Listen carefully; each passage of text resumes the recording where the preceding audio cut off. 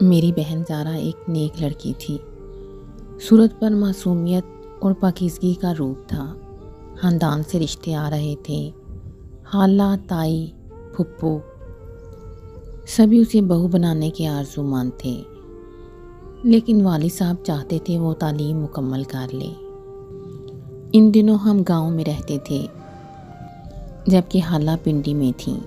تبھی والدین نے زارا کو پڑھنے کی خاطر ان کے پاس بھجوا دیا۔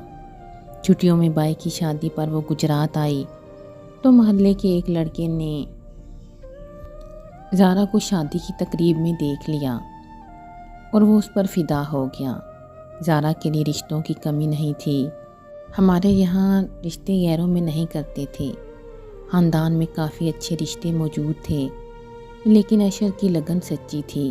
اس نے اپنے گھر والوں کو منا کر ہمارے یہاں زارا کا ہاتھ مانگنے بھجوا دیا۔ کچھ تک و دو کے بعد والدہ راضی ہو گئیں، کیونکہ اشر ایک اچھا لڑکا تھا، میرے بھائی کا دوست تھا اور اچھے عہدے پر فائز تھا۔ وہ خوبصورت بھی تھا، اس میں کوئی کمی نہ تھی۔ امی نے والد کو کسی طرح رضامند کر لیا، یوں زارا کی شادی اشر سے ہو گئی۔ اس بات کا اشر کی اکلوتی بابی روبینہ کو بڑا دکھ ہوا۔ وہ دیور کی شادی اپنی بہن صبرینہ سے کروانا چاہتی تھیں تاکہ دونوں بہنیں ایک گھر میں ہو جائیں، لیکن اس کا یہ خواب مٹی میں مل گیا جب زارا اشر کی دلہن بن کر ان کے گھر آ گئی۔ یہ چاند سورج کی جوڑی تھی، جو بھی دیکھتا ماشاءاللہ کہے بنا نہ رہ سکتا تھا، سوائے روبینہ کے جس کے دل پر سانپ لوٹ رہے تھے۔ صبرینہ عرصے سے اشر کو چاہتی تھی، اسے یقین تھا کہ وہی اس کی دلہن بنے گی۔ بہن کا دیور اس کی خوابوں اور خیالوں میں بس گیا تھا۔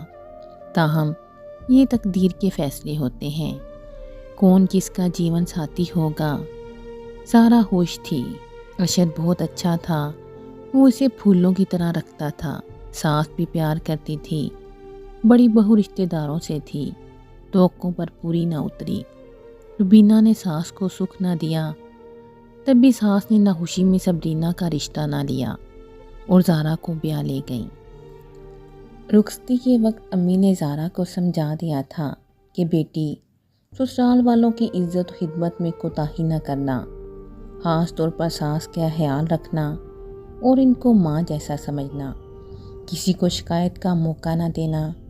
میری بہن نیک نیت تھی، سسرال والوں سے حسن سلوک روا رکھا اور کسی کو شکایت کا موقع نہ دیا۔ سبھی اس سے خوش تھے، سوائے اکلوتی جٹھانی کے۔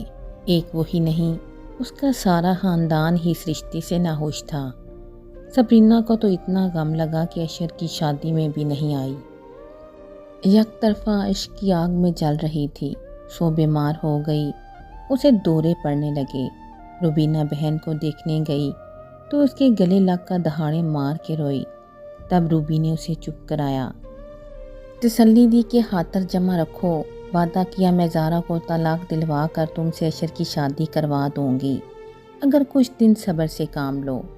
اس عہد کو نبھانے کی خاطر شروع دنوں میں اس نے زارا کی طرف سے اشر کا دل برا کرنے کی سعی کی، مگر وہ بہت سمجھدار تھا، باوش کی باتوں پر کان نہ دھرے اور بیوی کا ہو گیا۔ روبینہ کا وار حال ہی کیا، اس نے چپ سادھ لی اور اندر ہی اندر منصوبہ بنانے لگی کہ کیسے زارا کے قدم اس گھر سے اکھاڑ دے۔ بہت سوچنے کے بعد بلاخر اس نے اپنے بھائی کو اس گیم میں شامل کر لیا۔ فاہر وقتاً فوقتاً بہن سے ملنے آیا کرتا تھا، یہ اس کے ماموں کا گھر تھا، تبھی کوئی روک ٹوک نہ تھی۔ دراصل صبرینہ اشر کو بہت چاہتی تھی، اس کی شادیوں سے مایوسیوں کی گہرائیوں میں گر گئی۔ وہ بیمار پڑی تھی اور گھر والوں اس کی حالت پر بہت دکھی ہو رہے تھے، ہر صورت اسے مایوسی کے اندھیروں سے نکالنا چاہتے تھے۔ ایک روز روبینہ اپنے بھائی کو گھر لے آئی اور ساس سے کہا کہ میں ماجد کو مستقل رکھنا چاہتی ہوں، آپ لوگ نچلی منزل پر ہوتے ہو، میں اوپر اکیلی ہوتی ہوں، اکبر ڈیوٹی پر چلے جاتے ہیں، جن دنوں رات کی ڈیوٹی ہوتی ہے مجھے ڈر لگتا ہے، اوپر کی منزل پر 2 کمرے خالی پڑے ہیں، اگر آپ اجازت دیں تو میرا بھائی ہمارے ساتھ وہاں رہ لے گا۔ ساس بہو کو ناراض نہ کرنا چاہتی تھیں، اجازت دے دی۔ روبینہ شوہر کو بھی اکثر کہتی تھی کہ جس ماں آپ رات کو ڈیوٹی پر ہوتے ہیں، مجھے اکیلے سونے سے ڈر لگتا ہے۔ ماجد ہمارے ساتھ رہے تو میں سکون کی نیند سو پاؤں گی۔ یوں اس نے بھائی کو ساتھ رکھ لیا۔ ماجد بھی ملازمت کرتا تھا۔ وہ صبح دفتر جاتا، شام کو لوٹتا اور بہت کم نکلی منزل میں آتا تھا۔ جب ضروری کام ہوتا تبھی کسی کو بھی اس کے رہنے پر اعتراض نہ ہوا۔ پہلے روبینہ زارا سے لیے دیے رہتی تھی، اب اس نے قربت بڑھا لی۔ پیار و محبت سے پیش آنے لگی، جو پکاتی اسے بھجواتی، کہتی اکیلی بور ہوتی ہوں، ضروری نہیں کہ میں بھی تمہارے پاس آؤں، تم بھی دن میں ایک آدھ بار میری طرف چکر لگا لیا کرو۔ ذرا گپ شپ سے جی بہل جاتا ہے۔ زارا کو جٹھانی کی طرف سے محبت ملی تو اس کے ساتھ گھل مل گئی، اور یوں بھی وہ بہت بامروت تھی۔ روبینہ کے ساتھ اور زیادہ عزت سے پیش آنے لگی، جو حکم کرتی یہ پورا کرنے کی کوشش کرتی۔ اشر کام پر چلے جاتے اور وہ فارغ ہوتی تو اوپر کی منزل میں روبینہ کے پاس جا بیٹھتی۔ دونوں اکٹھے چائے نوش کرتیں، گپ شپ کرتیں۔ زارا کو خوشی تھی کہ اس کی جٹھانی نے اسے دل سے قبول کر لیا، جبکہ علم نہ تھا کہ اس کی چھوٹی بہن اشر کے عشق میں مبتلا ہو گئی ہے۔ ساس کے علاوہ یہ گھر میں دو ہی خواتین تھیں، ایک دوسرے سے مل جل کر رہنے میں سکون تھا۔ ساس بھی خوش تھی کہ دونوں بہوؤں میں سلوک محبت بڑا ہے۔ ان دنوں روبینہ امید سے تھی۔ چند ماہ جب اس نے اس بچے کو جنم دیا تو میکے چلی گئی۔ ایک ماہ بعد لوٹی تو اس نے بچے کو سنبھالنے میں دقت محسوس کی۔ وہ اس بہانے زارا کو اپنے پاس بلا لیتی کہ بچے کی دیکھ بھال میں مدد ہو جائے۔ زارا بھی اسے خوش کرنے کے لیے اپنا زیادہ وقت دینے لگی۔ ساس کا بڑھاپا تھا، زیادہ تر اپنے کمرے میں رہتی، بہوؤں کے معاملات سے الگ تھلگ بھی۔ زارا کھانے کمرے میں پہنچا دیتی تھی، جو کام کہتی کر دیا کرتی تھی۔ وہ ساس کا خود خیال رکھتی تھیں۔ دوپہر کے بعد روبینہ کے پاس جاتی جب ساس کھانا کھا کر سو جاتی۔ یہ وقت بے فکری سے جٹھانی کے کمرے میں گزارتی۔ میری بہن فطرتاً انسان دوست تھیں۔ اسے علم نہ تھا کہ صبرینہ اشر سے محبت کرتی ہے اور ابھی تک اس کے ساتھ شادی کی آرزو رکھتی ہے۔ کچھ دنوں سے ماجد کے ہمراہ اکثر اس کا چچا زاد فاخر بھی آ جاتا۔ یہ خوبصورت دراز قد اور خوش لباس نوجوان تھا، جو ماجد کے ہی دفتر میں کام کرتا تھا، اس لیے ماجد اسے اپنے ساتھ لے آتا کہ دونوں دوپہر کا کھانا اکٹھے کھاتے ہیں۔ روبینہ زارا کو اب جان بوجھ کر اس وقت بلانے لگی جب اس کا یہ خبرو کزن آیا ہوتا، تاکہ ان کا آمنا سامنا ہو، مگر زارا نظریں نیچے رکھتی اور جیسے وہ ماجد کو بھائی جان کہہ کر بلاتی، ویسے ہی فاخر کو بھی بھائی کہتی تھی۔ جب یہ دونوں کمرے میں بیٹھے ہوتے، جان بوجھ کر روبینہ زارا کو ان کے کمرے میں بھیج دیتی، کہتی بہنا ان کو چائے تو بنا کر دے آؤ، دیکھو منا میری گود میں سو رہا ہے، اسے لٹاؤں تو جاگ جائے گا اور رو کر ہلکان ہو جائے گا۔ سادہ لو زارا سوچتی جٹھانی بیچاری مجبور ہے، ایسے ہی دنوں میں تو انسان کسی کام آتا ہے جب اسے ضرورت ہوتی ہے۔ وہ چائے کی ٹرے اور کبھی کھانا ماجد کے کمرے میں لے جا کر رکھ آتی۔ ایک روز روبینہ نے فاخر کو ماجد کے کمرے کے غسلخانے میں چھپا دیا اور پھر زارا کو آواز دے کر کہا ذرا اوپر آؤ، منی کو بخار ہو گیا ہے، اسے دوا پلانی ہے۔ بخار کا سن کر یہ دوڑی گئی۔ اس وقت تک اشر، ماجد اکثر تینوں دفتر سے نہیں آئے تھے۔ دوائیوں کا شاپر ماجد کے کمرے میں پڑا ہے، پلیز اٹھا لاؤ تو منی کو دوا پلا دیتے ہیں۔ بے خبر زارا ماجد کے کمرے میں گئی، وہاں کہیں پر اسے شاپر نظر نہ آیا جس میں دوائیاں تھیں۔ وہ کمرے میں ادھر ادھر تلاش کرنے لگی، اتنے میں کسی نے باہر کا دروازہ بند کر دیا۔ تبھی فوراً روبینہ نچلی منزل پر گئی اور سسر کو جگا کر کہا اوپر آئیے، آپ کا پوتا بیمار ہے۔ یہ سن کر بوڑھا آدمی حواس باختہ اوپر پہنچا، خدا خیر کرے کہیں طبیعت زیادہ تو نہیں خراب، آج تک بہو نے اسے اس عجلت میں نہ جگایا تھا۔ گھبراؤ نہیں بیٹی، اب بھی منّے کو ڈاکٹر کے پاس لے چلتے ہیں۔ آپ کیسے جائیں گے؟ اب تو گاڑی نہیں چلا سکتے۔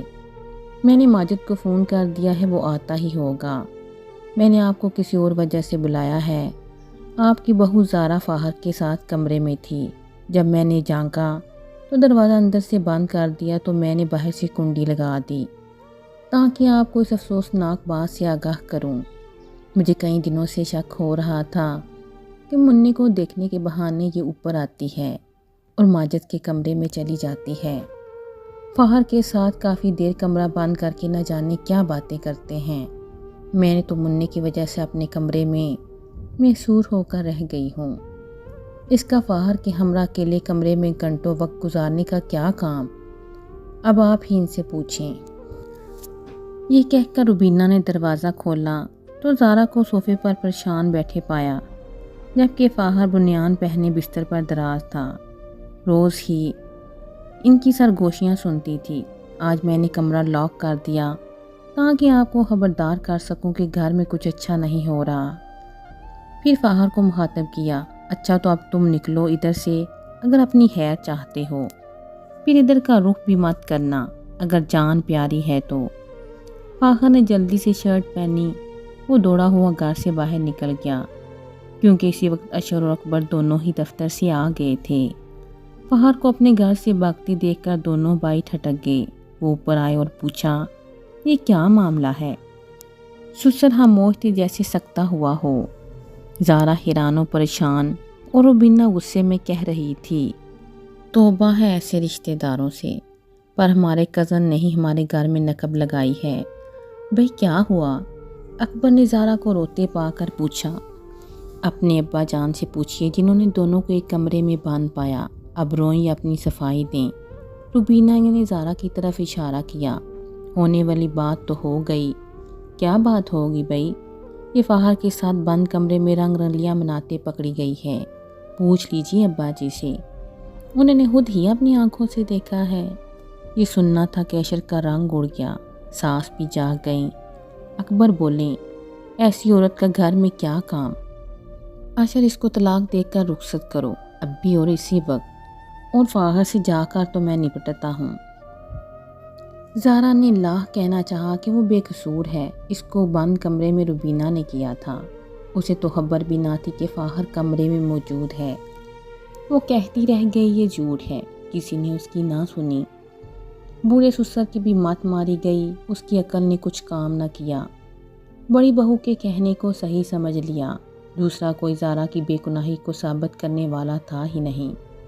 روبینہ اور سسر ہی چشمدید گواہ بن گئے اور اشر نے ان کے کہنے پر اپنی بیوی کو طلاق دے دی۔ اصل میں تو سسر صاحب پتھر کا بت بنے کھڑے تھے اور ان کو روبینہ کی کوئی بات ہی پلے نہ پڑ رہی تھی۔ وہ بس ہاں میں ہاں کیے جا رہے تھے۔ کسی کو کیا خبر یہ سازش روبینہ کی تھی، اور اس سازش میں ماجد کے ساتھ ساتھ فاہر بھی ایک مہرا تھا۔ اشر نے بھی عقل سے کام نہ لیا۔ بیوی کو وضاحت دینے کا موقع دیے بغیر کھڑے کھڑے فوراً 3 طلاقیں گٹھی دے کر اسے سے بازو سے پکڑ کر گھر سے نکال دیا۔ بیچاری زارا روتی ہوئی پڑوس میں گئی، وہاں سے میکے فون کیا، والد گھر پر نہ تھے۔ محلہ تو ایک ہی تھا۔ والدہ پیدل وہاں گئیں اور زارا کو گھر لے آئیں۔ انہیں یقین نہیں آ رہا تھا۔ وہ اشر جو کہتا تھا کہ تمہارے بغیر زندہ نہیں رہ سکتا، جس کے کہنے کے مطابق خود سے زیادہ اعتبار اسے زارا پر تھا، بنا کچھ پوچھے بنا کچھ جانے اسے آنن فانن زندگی سے نکال دیا۔ اپنے والد کی ہاں ہاں اور باوج کی گواہی پر زارا کی خاموشی کو اس کا گناہ سمجھ لیا گیا۔ زارا کو رو رو کر برا حال تھا، سب نے اسے حوصلہ دیا مگر اس کے آنسو نہ رکتے تھے۔ والد سمجھا رہے تھے، بیٹی جس انسان کا تم پر اعتبار ہی نہ تھا اس کے ساتھ وفا کا کیا فائدہ، اس لیے کیا رونا۔ اب زارا کو اس آزمائش میں صبر کرنا تھا اور یہی اچھا ہی ہوا۔ وہ صرف 6 ماہ ہی رہ پائی اسی جلد باز آدمی کے ساتھ جس نے محض شک کی بنیاد پر اسے طلاق دے دی، بغیر کسی تحقیق کے، دوسروں کے بہتان لگانے پر۔ وہ BSc میں اچھے نمبروں سے پاس کر چکی تھی۔ شادی ہو گئی تو اس نے MSc کے لیے داخلہ جمع کروا دیا۔ سائیکالوجی جیسے مضمون کا انتخاب کیا اور اسلام آباد کی ایک مشہور یونیورسٹی میں پڑھنے چلی گئی۔ بعد میں ہاسٹل رہنے لگی۔